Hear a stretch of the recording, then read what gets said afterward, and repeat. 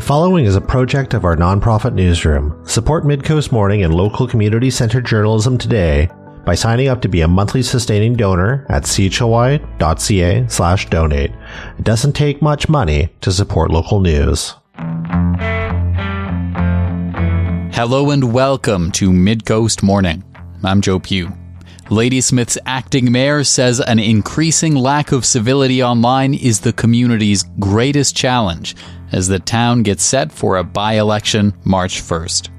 Voters in Ladysmith will elect a new mayor, and there are currently 5 candidates in the race: Russ Barling, Dina Beeston, Raymond Farmier, Joe Friesenhahn, and T. Hansen.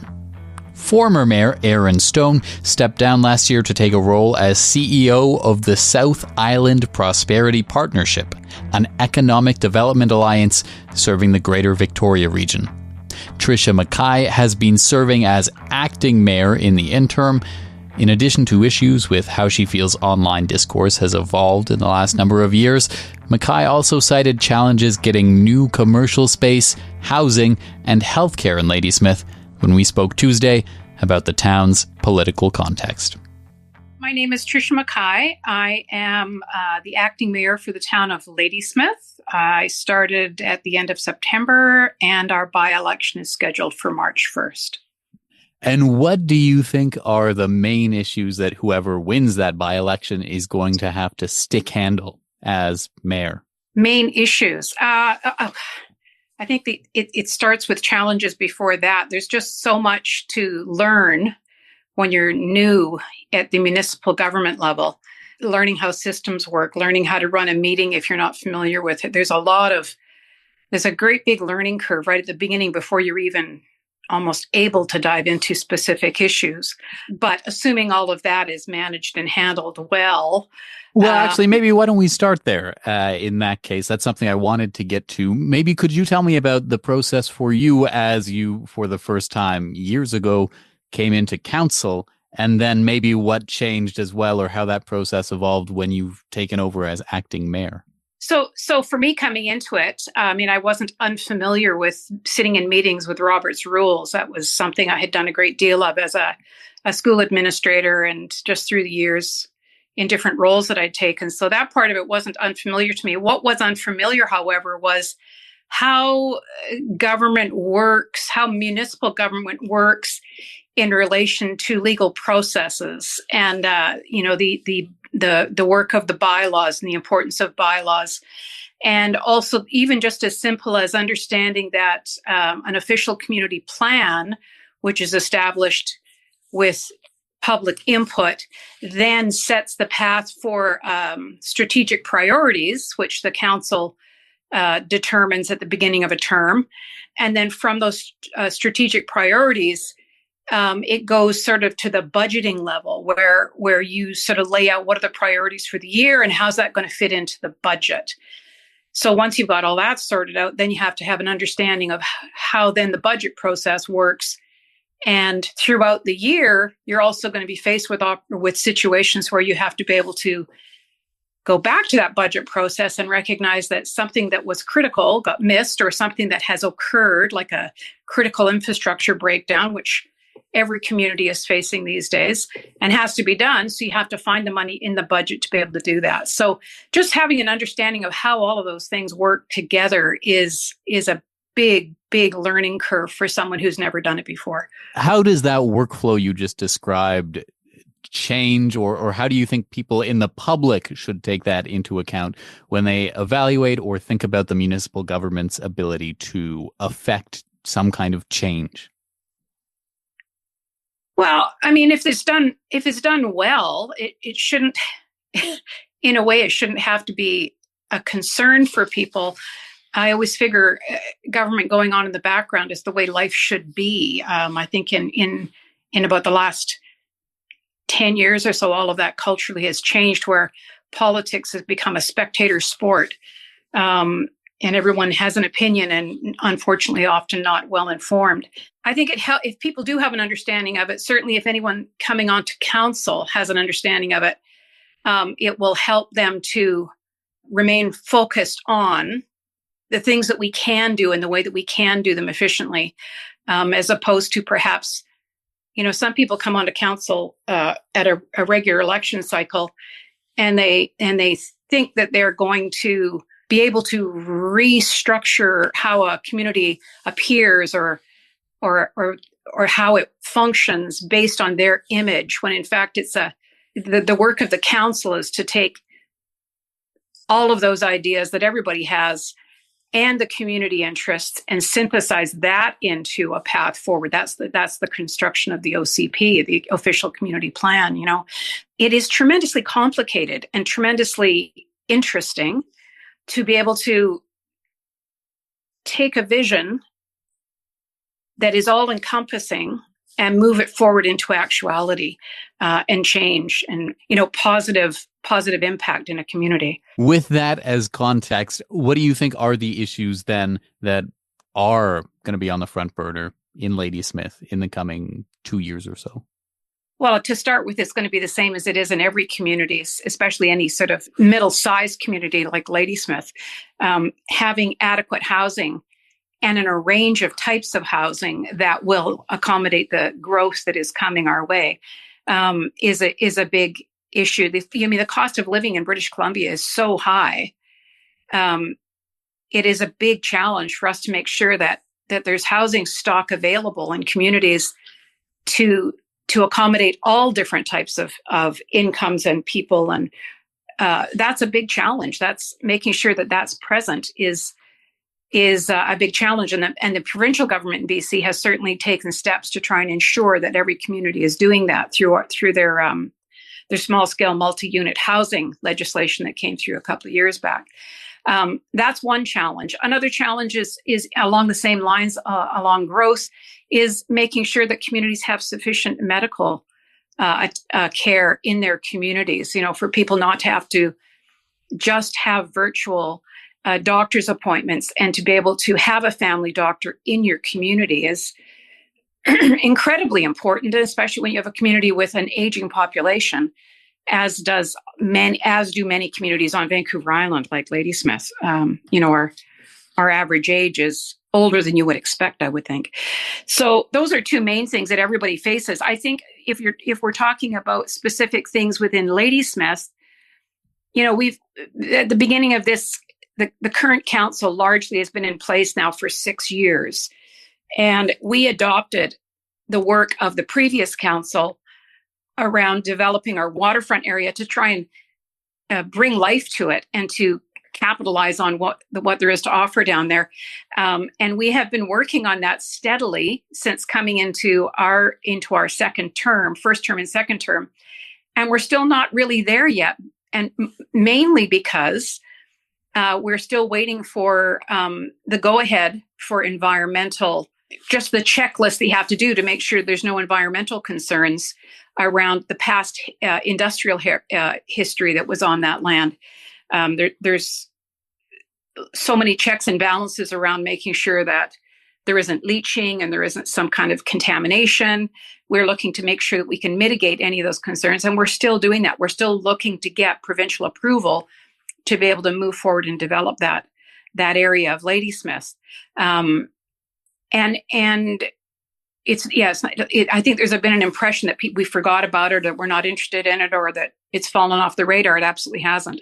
We just haven't been able to get there in terms of our approvals from the ministry to be able to start developing the land. Other challenges we've had, making sure that we are continually keeping an eye on our commercial development. With growth comes greater need for commercial. And we're, constantly looking at how can we make sure that we're continually adding to our available space for businesses to come and join us. We like nothing more for new businesses to join us in Ladysmith. And, there's challenges in that. One of the things this council tried to do, and when I say this council, I mean this group of essentially 4 of us, sort of largely together for 6 years, we've tried to make sure that we could try and get some commercial space into all of our new developments that we put in. But there's so much resistance from neighborhoods that they don't want to see that, unfortunately. So, where we could put a corner store in a new subdivision or a new large area, and have a commercial space that might have like a corner store and a bakery and a barber. Those kinds of things in reality are hard for people to accept.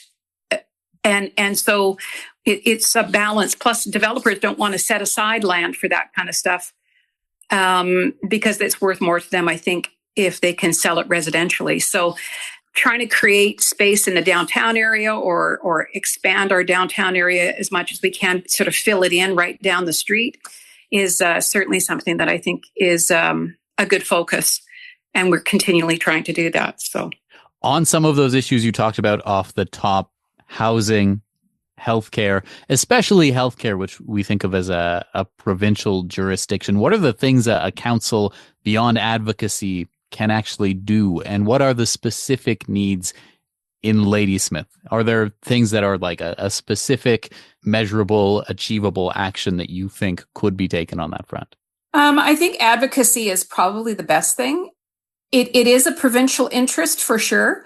There may be ways that communities like Ladysmith could work with Island Health, for instance, in creating shared spaces. Like, for instance, if we were to be moving forward with a new town hall, like a municipal building, there might be a way of working out how to create a medical space in that. Those kinds of things can happen, but they're also very expensive, and I think municipalities also need to be very, very careful that they're not taking on and shouldering more financial burden than they can handle. Although medical interests obviously are important. In Ladysmith, we're fortunate that we do have an urgent care. We do have a couple of doctors' offices. But I think part of the trouble they face potentially is staffing, like trying to find enough doctors to come to a small community is a challenge. And, doctors are more inclined to want to go to bigger centers, I think. So all of those things add together. So you need the doctors, then you need the spaces for the doctors to be working in. Midcoast Morning is made possible by the Community Radio Fund of Canada and generous listeners like you. Support and grow our nonprofit newsroom project today at chly.ca/donate with a monthly or one-time donation. With your support, we can expand Midcoast Morning from 2 to 3 original programs per week to cover local news, current affairs, and arts and culture. Voters in Ladysmith will be heading to the polls March 1st to elect a new mayor to replace Aaron Stone, who stepped away from that role in September.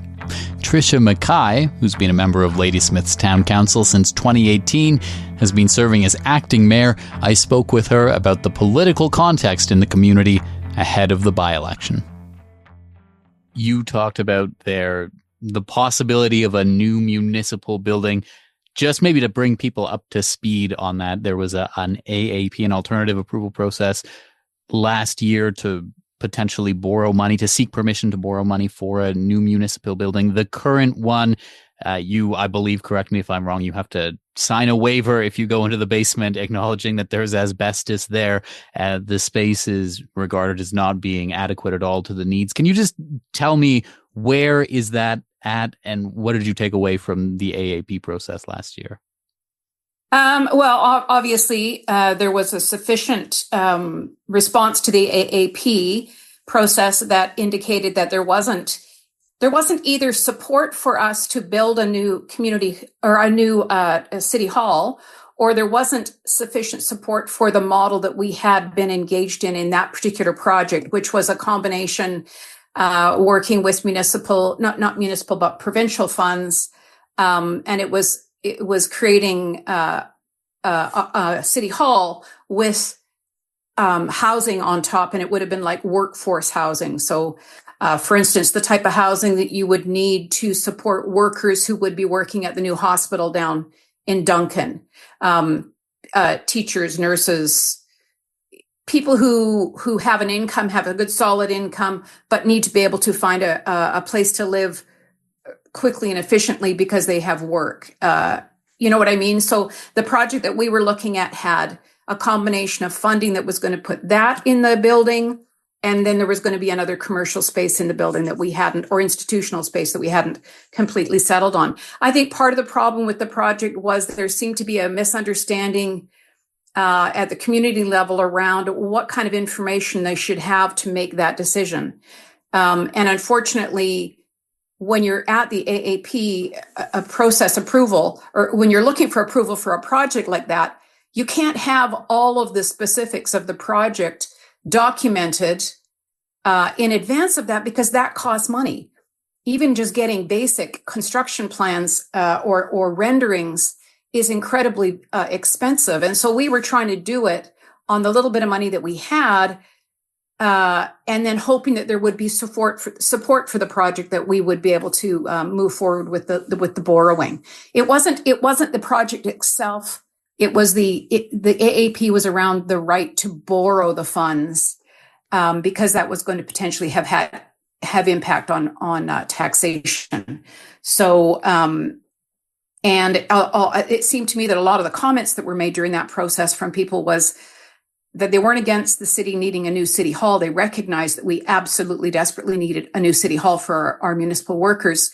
The objection was around, we don't want to give you the authority to borrow that money because we don't know what it is you really want to build, which was, they somehow wanted greater detail than we had the financial capacity to actually provide for them at that point. So where is that project now? And when I say now, I mean, like, what is the future of it in the coming years? Is there any kind of a timeline or a guess on when even like a new proposal could come forward? Well, I mean, at this point, I think I personally would like to have our new mayor in seat before we take on that conversation again. I think part of what needs to happen with the project is the community, the municipal government, that the council needs to stand in the front of that and needs to really be able to bring the project forward and into the light in a very, very deliberate way. And that will require a cohesive council to be able to do that. And I'm not saying we didn't have that before. It's just that we didn't really have the time to pull all of that together the last time. I think the project may change as it moves forward. We still have the property. Obviously, the property does belong to the town. It's difficult to get everyone to agree on what needs to go where. The need for a new city hall is not gone. There is a need. How that project moves forward, what we incorporate into that project moving forward will have to be determined, and then a pathway to get there needs to be determined as well. So even people said have a referendum, but a referendum is so much more expensive than an alternate approval process. So we put it out with the time that we had, hoped that we would have people curious enough to give us the authority to borrow the money to take it through. That wasn't successful. So we need to wait and see how it moves forward next time. Referendums are expensive, and the most timely way to have them is at a regular elections schedule. So in the next sort of, when this term finishes in 26, would be a natural time to have a referendum. But maybe we can find a way forward before that, depending on what all the things that come along and opportunities that we have. Who knows? As we move forward through the next month, just under a month before the actual by-election date, what are the things you hope, what are the issues you hope people are talking about, people are getting more informed about locally leading up to this by-election? I hope people are asking themselves what are their priorities. And I hope that they are looking carefully at the ideas of the different candidates that we have. We have 5 candidates now remaining in the race. And they all seem to have their own ideas for what's important for the community. I hope that people elect someone that align with their ideas. And I hope that our candidates, as they are putting their platforms forward, are able to articulate their ideas on how they will move forward with things. We're in the second half of a term, and a lot of foundation's been laid already for projects that are sort of midstream, and it would be nice to be able to see some of those completed.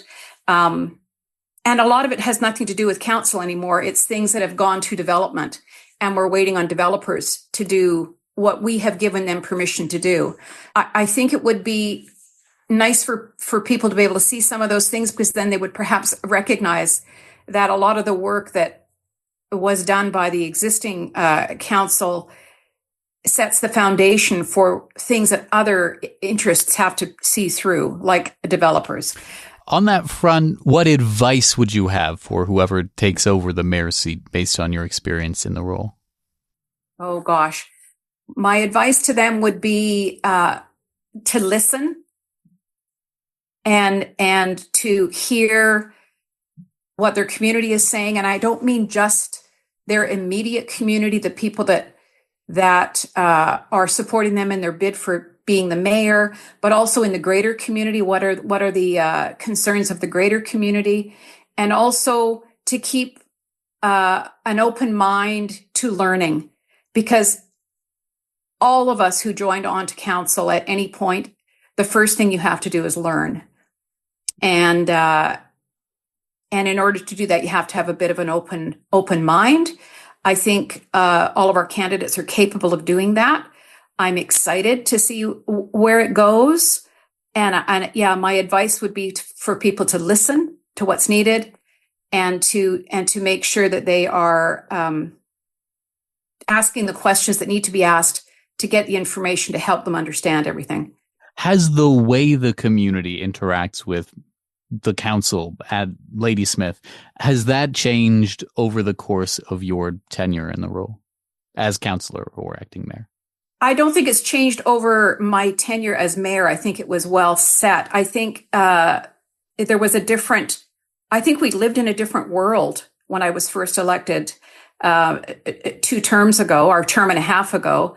A lot's happened in the world since then that has changed the tone of any public discourse, unfortunately, in my opinion, unfortunately. Social media has done a disservice to communication and to healthy dialogue.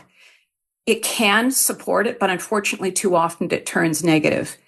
I think going through COVID was a strain for people. I think the business that goes on south of the border has had a negative impact on not just our community, but the world.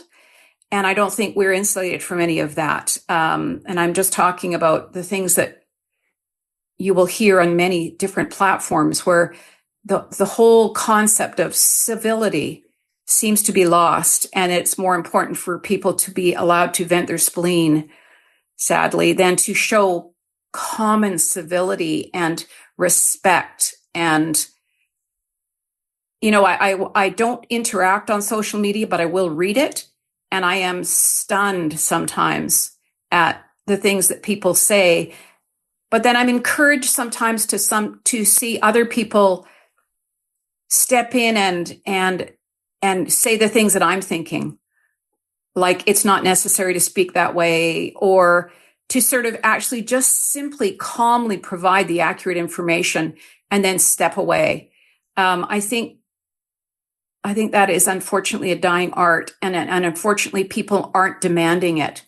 People should be demanding civility, and they should be acting on their own civility and ensuring that they too are bringing a healthy comment to any discussion online, as opposed to anger, frustration, just simple meanness. All of those things happen. You talked a lot there about social media and online. Have those kinds of things bled through to what you either hear in the community walking around in person or the actual town council meetings? I don't know that they've bled through into the actual council meetings. We have in-person council meetings, and we try to, be very present and deal with things as they occur there. I don't think that Ladysmith is any different than any other community. From what I hear from my colleagues in other communities, it's everywhere. It is absolutely everywhere. And it is our greatest, in my opinion, our greatest challenge and our greatest disservice to ourselves, to our communities. I would love to see social media stopped and for us to go back to having face-to-face conversations with people and making sure that we're held accountable for our behavior, because it's so easy to be someone that you aren't actually in a moment of anger or a moment of frustration, for you to be that person online and then walk away regretting it, or maybe not walk away regretting it, maybe walk away feeling empowered. All the worse. Is there anything else you think it's important for people to know about the political context in Ladysmith, or anything to do with the upcoming by-election? I guess what I'd like people to recognize is that there's good work happening here. There's incredibly good, solid, respectful, considerate, thoughtful work happening in Ladysmith. And it hurts my heart that is not what people immediately see, because they're perhaps turning to social media for their information, as opposed to actually paying attention to the things that are happening and changing in this community. People go on and on about how much they love to live here, but then they'll go on and make some critical comment online. Well, a community becomes what it is partly through the governance that goes on within that community. And while it should go on quietly in the background, it also deserves to be recognized a little bit for doing some good things. Tricia McKay is the acting mayor of Ladysmith. The community will be holding a by-election for mayor on March 1st, with advance voting days on Wednesday, February 19th and Wednesday, February 26th. There are currently 5 candidates in the race. That's our show for the day. Thank you for joining me. I'm Joe Pugh, host and producer of Midcoast Morning. Jesse Woodward is our executive producer, and RB Frew, our technical advisor. Our theme song is First One by local Nanaimo band, Waste Management.